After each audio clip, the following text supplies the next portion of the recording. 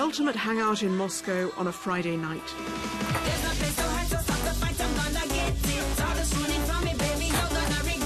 Most of them weren't even born when the Soviet Union collapsed in 1991. They probably can't imagine what it was like and just how dramatically this country has changed. I can travel a lot. I can be where I want to. So I like my life. Nowadays, you can choose your job, travel abroad, and own a flat. All simple rights, unthinkable for most people when this country was run by communists.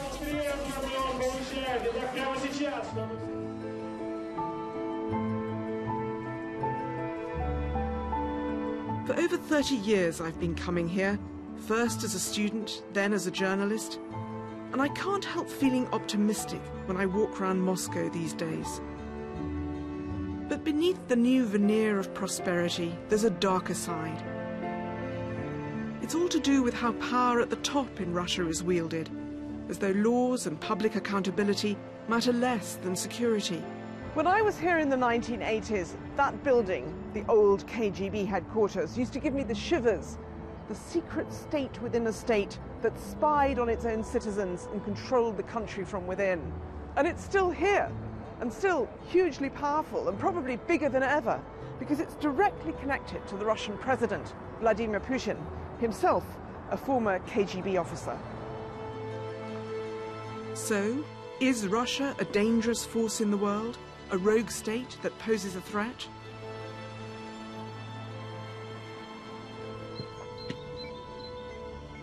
Editor Bridget is BBC.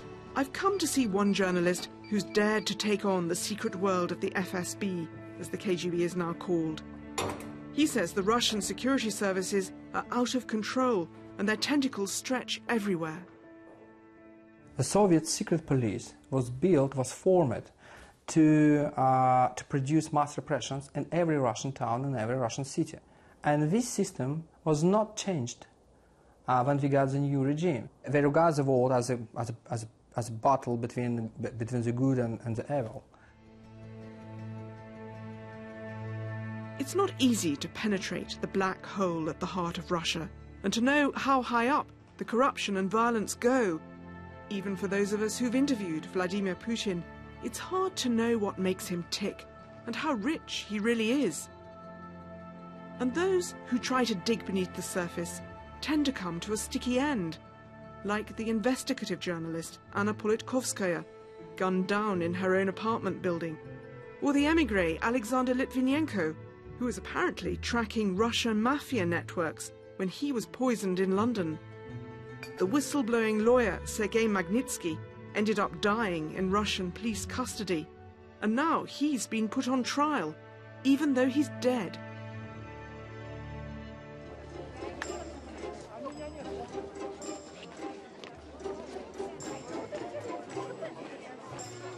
In Sokolniki Park, they dance in the open air, just like they used to 30 years ago.